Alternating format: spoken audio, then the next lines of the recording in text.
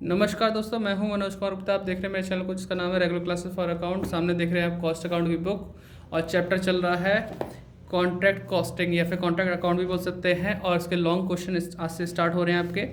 और क्वेश्चन आप देख सकते हैं यहाँ फर्स्ट क्वेश्चन है लॉन्ग क्वेश्चन। यहाँ लिखा है फिक्स्ड प्राइस कंप्लीट कॉन्ट्रैक्ट, यानी ये कंप्लीट कॉन्ट्रैक्ट वाले क्वेश्चन है। और यहाँ पे है अगला 7th क्वेश्चन आप देख रहे हैं तो वहाँ पे लिखेंगे इनकम्प्लीट कॉन्ट्रैक्ट। यहाँ से लेकर यहाँ तक कंप्लीट हो चुका है कॉन्ट्रैक्ट, वो वाले चलेंगे और उससे आगे इनकम्प्लीट वाले। तो क्वेश्चन अभी छोटा छोटा दिखाई दे रहा होगा, तो मैं इसे जूम करने के लिए फिर मैं इसको स्टैंड को नीचे करता हूँ, आपको पढ़ाता हूँ क्वेश्चन, फिर करके दिखाऊंगा।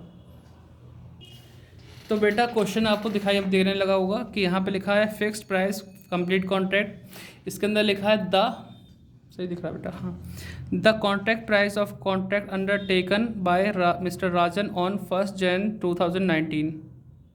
यानी कि द कॉन्ट्रैक्ट प्राइस हमें दे रखा है the contract price of a contract undertaken by mister Rajan on 1 January 2019 was कितना था 5 लाख का कॉन्ट्रैक्ट लिया है, ठीक है।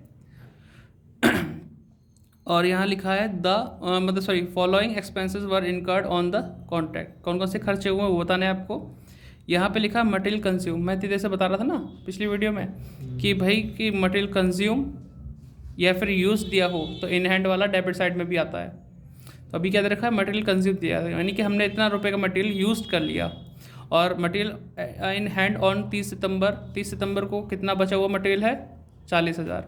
1,25,000 का यूज़ कर चुके हो, 40,000 का अभी बचा हुआ है। टोटल कितना खरीदा होगा अपने, दोनों को प्लस कर दो तो पता चल जाएगा कितना परचेज़ किया था, ठीक है। वो डेबिट साइड में आ जाएगा। यहाँ पे लिखते हैं वेजेस भी दे रखा 60,000, डायरेक्ट एक्सपेंसेस दे रखे हैं, प्लांट परचेज दे रखा कितना 80,000। जो भी खर्चा होगा, जो भी सामान आया हुआ होगा वो सब डेबिट में आता है, जो कि आप पिछली वीडियो के इंट्रोडक्शन में देख चुके हो। अगर नहीं देखा तो वीडियो आप चेक कर लेना, प्लेलिस्ट में मिल जाएगी आपको। फिर आगे बढ़ते हैं। The contract was complete on 30 सितंबर। जनवरी में कॉन्ट्रैक्ट लिया और ख़त्म कब हुआ 30 सितंबर, मतलब कितने महीने चला 9 महीने। 9 महीने में कॉन्ट्रैक्ट कंप्लीट हो गया। फिर आगे कहा है the contract price was duly received. जैसे जैसे हमने कहा था वैसे वैसे हमें पैसे उसके मिल चुके हैं कॉन्ट्रैक्ट प्राइस के। आगे लिखा है प्रोवाइड डेप्रिसिएशन ऑन प्लांट 20%। कितना डेप्रिसिएशन लगाना है 20%। पर एनम वर्ड तो यूज़ नहीं किया ना, मतलब 20% लगना। अगर पर एनम होता तो 9 महीने का लगाना पड़ता डेप, ठीक है, 9/12 भी करना पड़ता। लेकिन अभी क्या है प्लांट पे डेप्रिसिएशन 20% है, 20% लगाएंगे। Charge indirect expenses 20% of wages का कितना लगाना है इनडायरेक्ट एक्सपेंस 20%, वो भी आ जाएगा डेबिट साइड में। Prepare contract account and contractee account in the book of contractor. Contractor की बुक में कॉन्ट्रैक्ट अकाउंट भी बनाना है, कॉन्ट्रैक्टी अकाउंट भी बनाना है। तो बनाए बेटा, तो स्टैंड ऊपर करते हैं फिर बताते हैं। तो contract question number 1,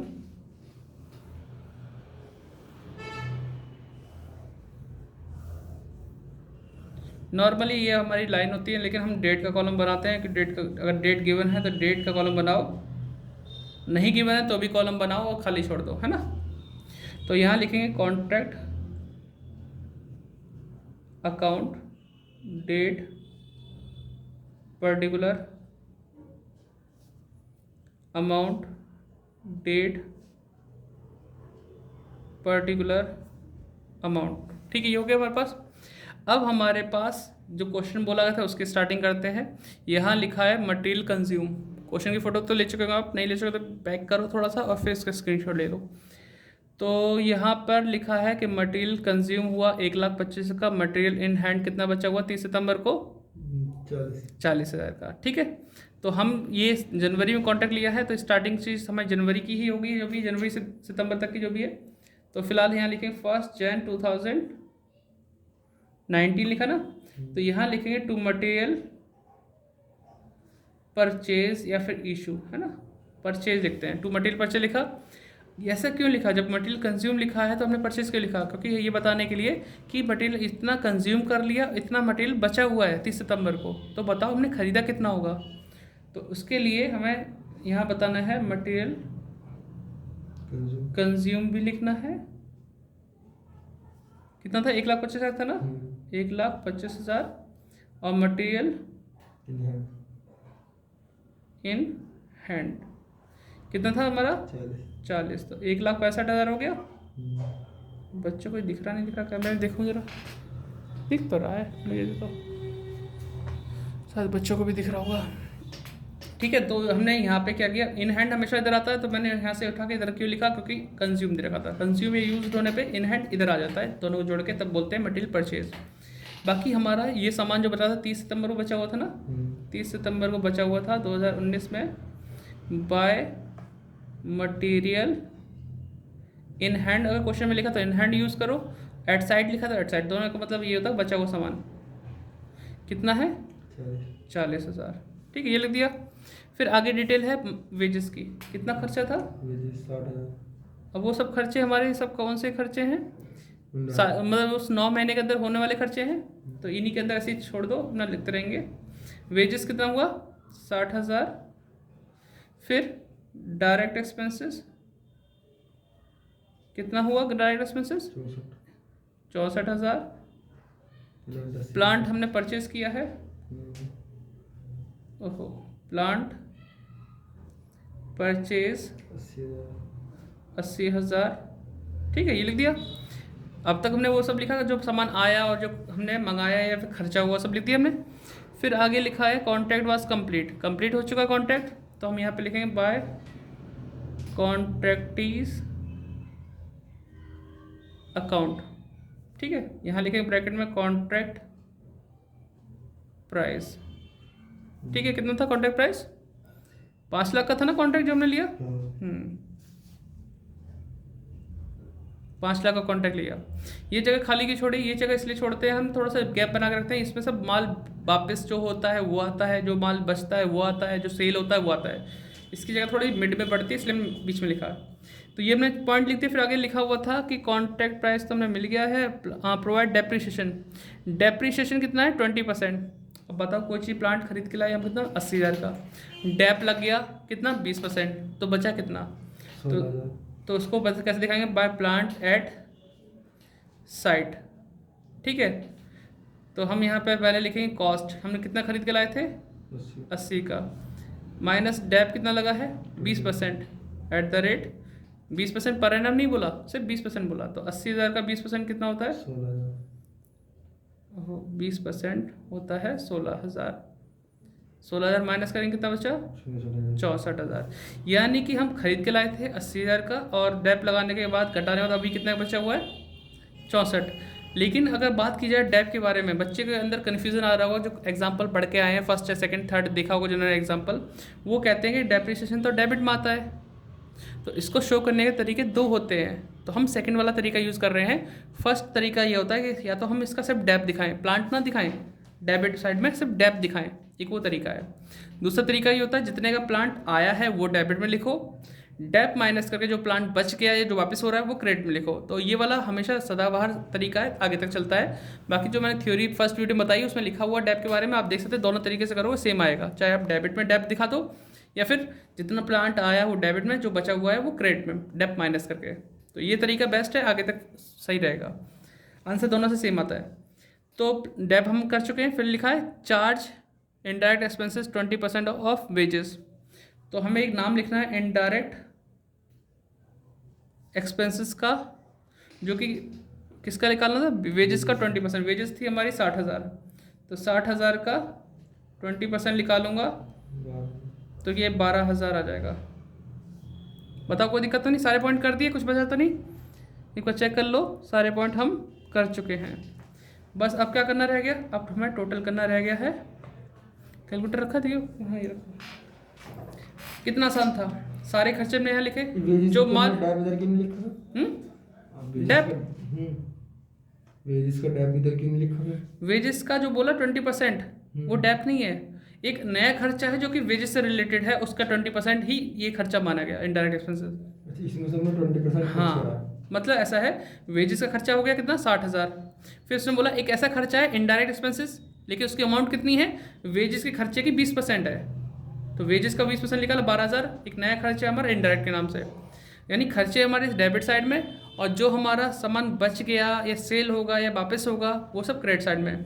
contract complete हो चुका है, तो क्या वर्ड यूज़ करना है, बाय कॉन्ट्रैक्टीज अकाउंट ब्रैकेट में कॉन्ट्रैक्ट प्राइस लिख दिया। अब आंसर इधर बचेगा तो प्रॉफिट, इधर बचेगा तो लॉस, क्योंकि अब प्रॉफिट लॉस ही निकालना है क्योंकि कंप्लीट हो चुका है। तो ठेकेदार ने जो कीमत बताई होगी ना कॉन्ट्रैक्ट की, वो सही है कि नहीं है, प्रॉफिट में है कि वो या नहीं है, चेक करेंगे तो इसी अकाउंट से चेक करेंगे।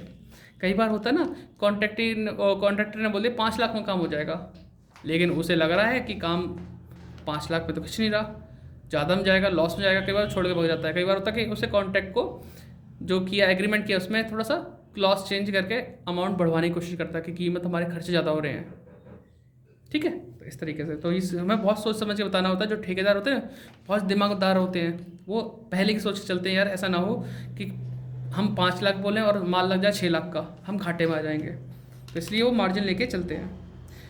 तो ध्यान रखो, अभी हम इस साइड को प्लस करेंगे तो ये था हमारा 40,000, 64,000 और 5 लाख,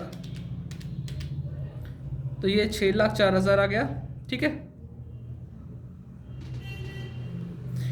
इधर का जोड़ते हैं 1,65,000 दिख रहा है, 60,000, 64,000, 80,000, 12,000, 3,81,000, तो ये ज़्यादा है ना। ठीक है, तो 6,04,000 दोनों साइड लिखेंगे, उसमें से माइनस कर देंगे बीच, तो 2,23,000 बचे।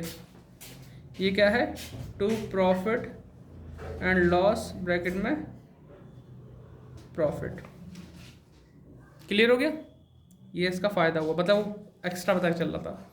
अब आता है अकाउंट बनाना, एक और बनाना था कॉन्ट्रैक्ट अकाउंट। अब जिसको फॉर्मेट पता है तो ठीक है, नहीं पता तो कोई बात नहीं, आप बना सकते हो।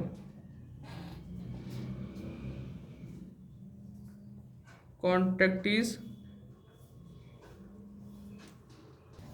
तो कॉन्ट्रैक्टीज अकाउंट बनाने के लिए फॉर्मेट हो गई date, particular amount, date, particular amount. ठीक, अगर फॉर्मेट याद भी नहीं है तब भी बना सकते हैं। कॉन्ट्रैक्टी का नाम यहाँ लिखा होता है ना,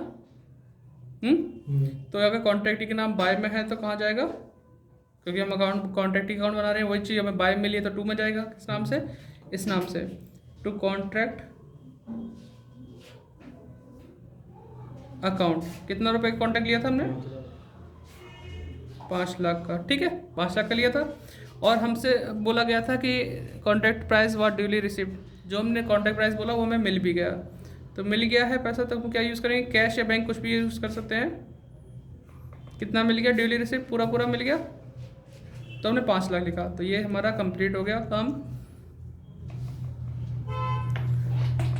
5 लाख हो गया कंप्लीट। अगर बात होती कि भाई 5 लाख का कॉन्ट्रैक्ट है लेकिन मिले कितने, 2 लाख, तो कितना बैलेंस बचता, 3 लाख, तो हमारा बाय बैलेंस शीट के नाम से आ जाता। ठीक है, इस तरीके का काम है। पहला क्वेश्चन हो जाएगा आपका, नोट डाउन कर लो आप इसमें। ठीक है, मिलते हैं नेक्स्ट वीडियो में, बाय बाय। और वीडियो लाइक शेयर सब्सक्राइब कर देना चैनल को। ठीक है, तो वो सिस्टमेटिक आएगा, कॉन्ट्रैक्ट अकाउंट कॉस्टिंग पूरा होगा तो MHR आएगा, फिर ऑपरेटिंग कॉस्टिंग आएगा, फिर आपका कॉस्ट शीट आएगा, उसके बाद ही टेंडर या रिकॉन्सिलेशन हो सकता है। तो बस उसी के पीछे हम लगे हैं, जल्दी जल्दी कराते हैं। ठीक है, बाय।